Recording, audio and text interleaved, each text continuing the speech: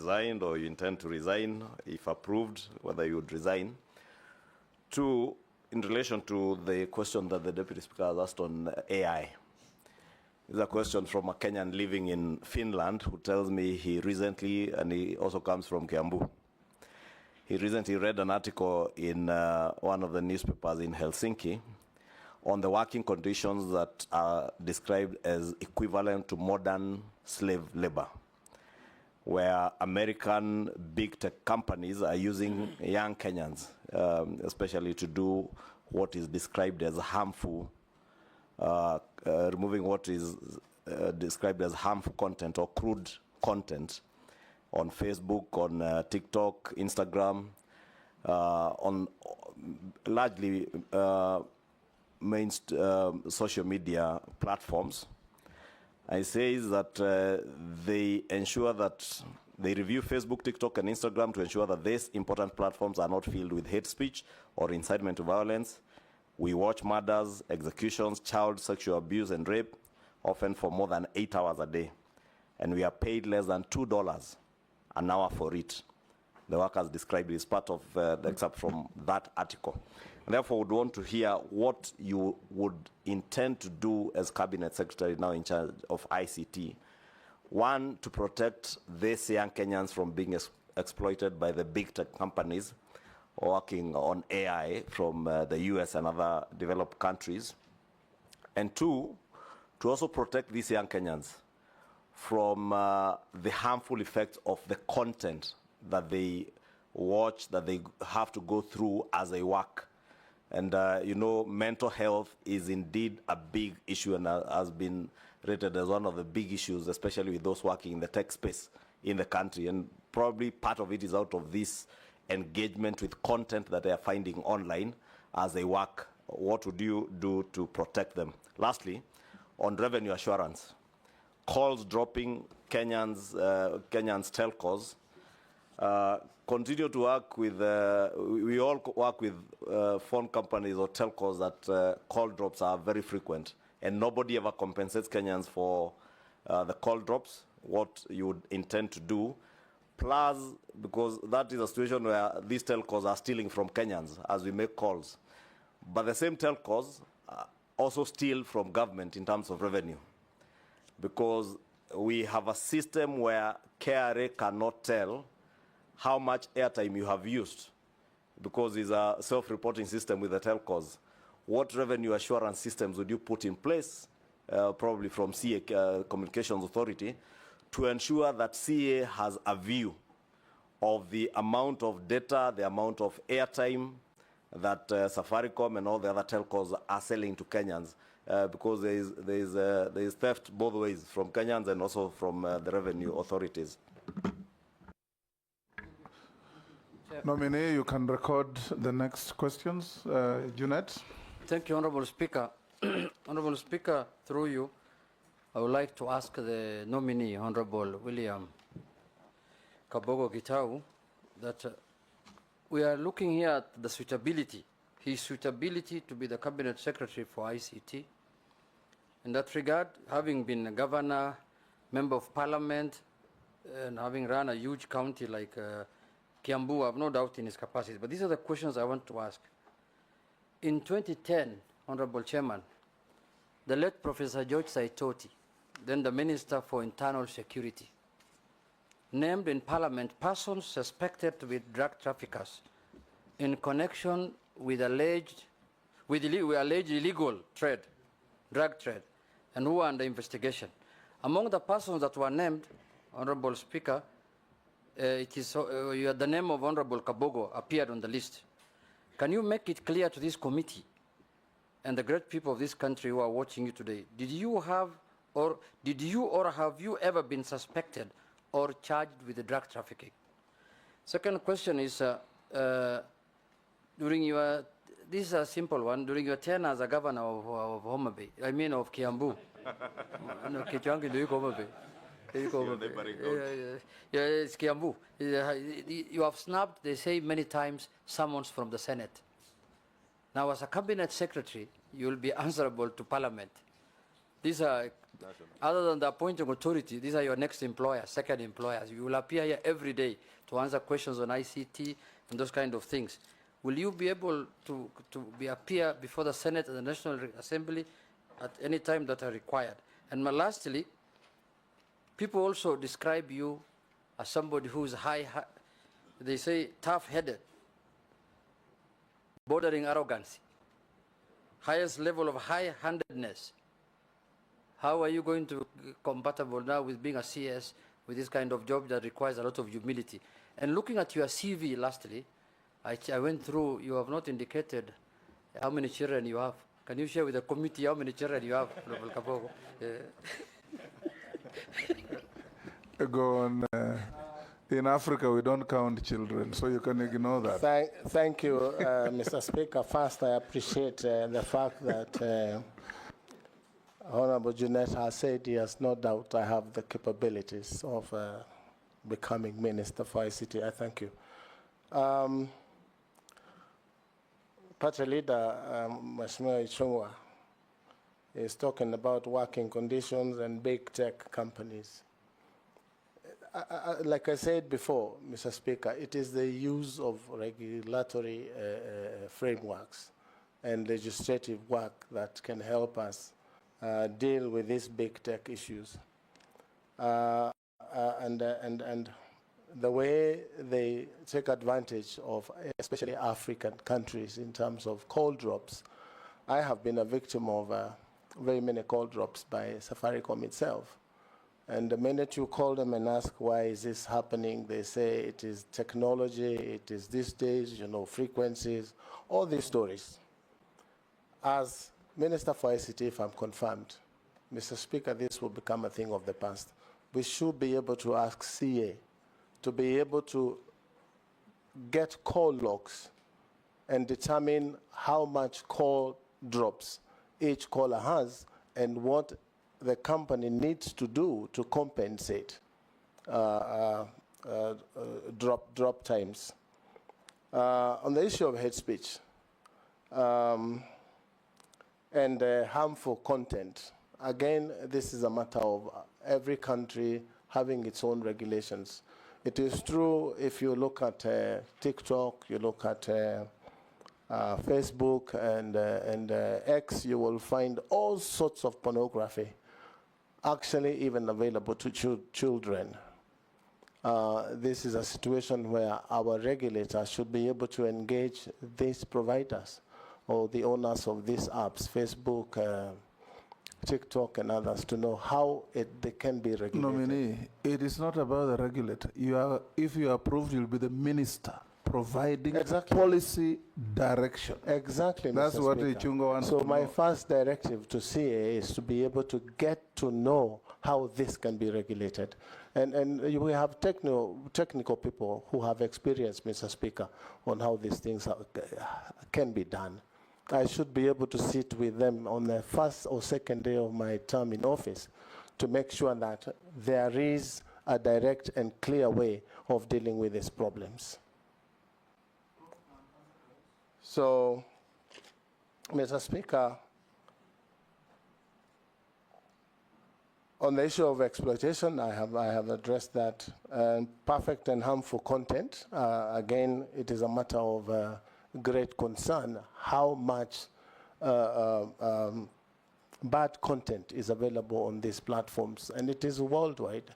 We have seen situations where other countries have stopped certain platforms in operating, like for example, the discussion now in the US, where TikTok is supposed to be banned from using the American airspace.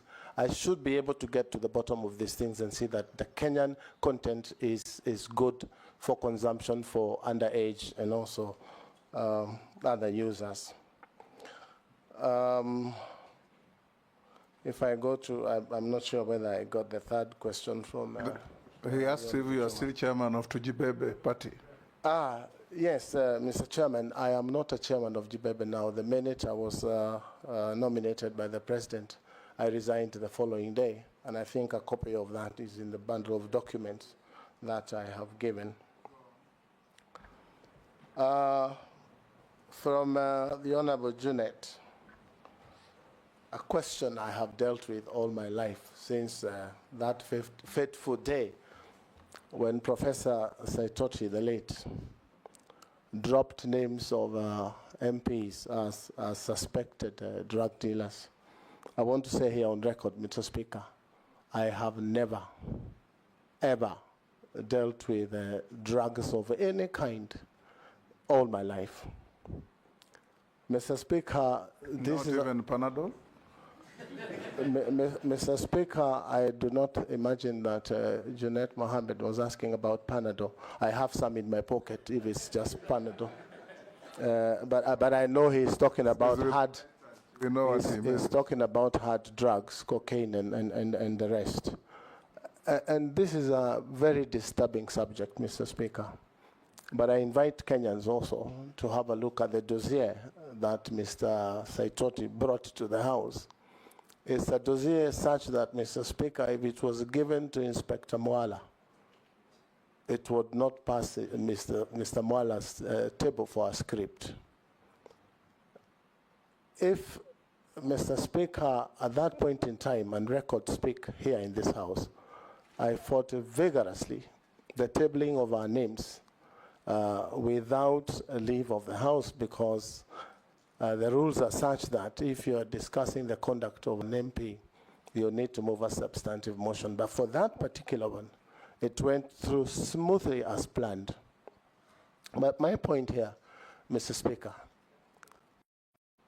the government or agencies, the police, did a thorough investigation, and they gave a temporary report a month later, which was tabled and is part of the records of this House, and they found that I was not culpable. I had never been involved in drug trafficking, and I had never been a driver of the Honorable Mao, as that dossier had said. I actually said, Mr. Speaker, on the floor of this House, that there is no need of anyone trying to do extradition proceedings to get me to travel to the US to answer these charges. I offered myself.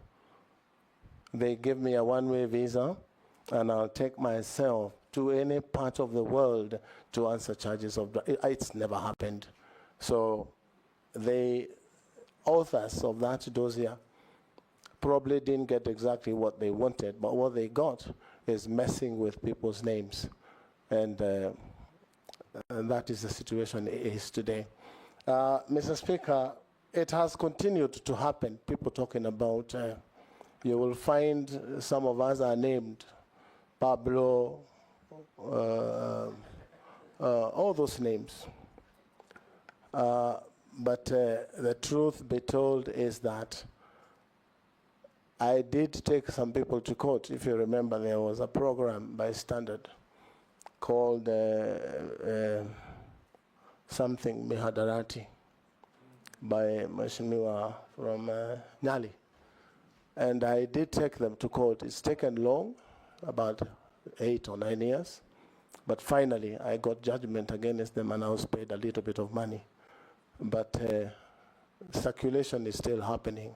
This is something I am bound to live with for the rest of my life. But I do not do drugs. Thank you. That was a tough one. Yeah? You've not answered one. He also asked you that when you are governor of Kiambu, you snubbed invitations and summons to attend. I'm going there. Okay. Thank you, Mr. Speaker. You know, it was the perception of being high-handed. It is. Pardon? Go on and answer the questions. Yes. Yes. In the beginning, when governors were being called to Senate, there was a general feeling that we should not come to Senate as an independent government. But when it was clear through court decisions that governors would appear, we started appearing, and I want to be on record here, Mr. Speaker.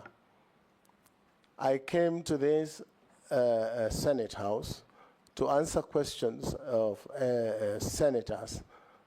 For 3 consecutive years, Kiambu had appeared.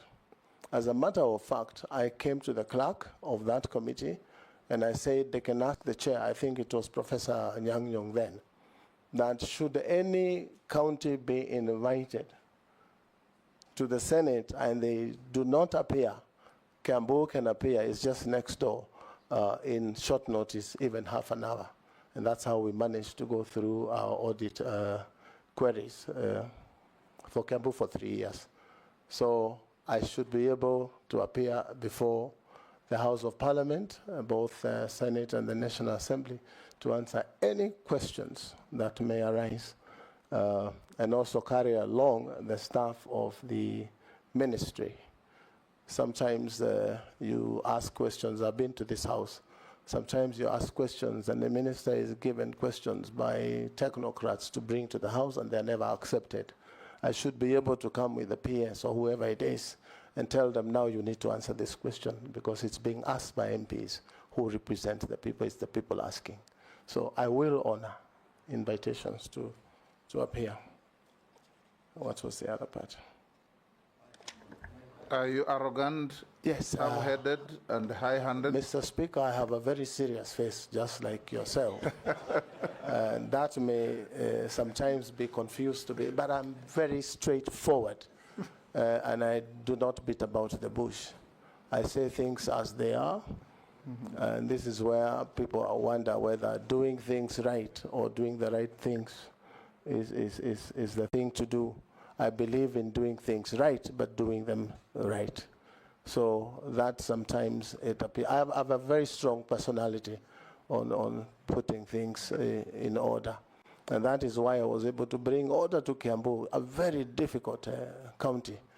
How come they rejected you after one term?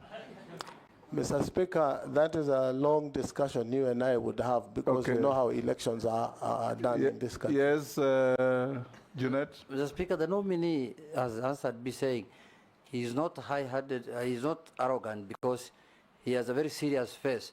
So does he use his face and his bald head to scare people? Speaker, maybe because there's also a question CS nominee did not answer, but probably just in defense of him, Honorable Speaker, on that, or without being seen to defend him, from the question by my colleague Junet, is probably a character trait of people from Kiambu of being straightforward, saying it as it is, and we are at times misconstrued to be arrogant. But that's just the way we are, Honorable Speaker, those of us who come from Kiambu. So is that what you said, Leader, the burial of the mother of the Speaker? Honorable Speaker, CS, my question on the big tech companies is how they're exploiting, and in fact, that article spoke of the work that is usually done by students, housewives, and groups of people who are in a weak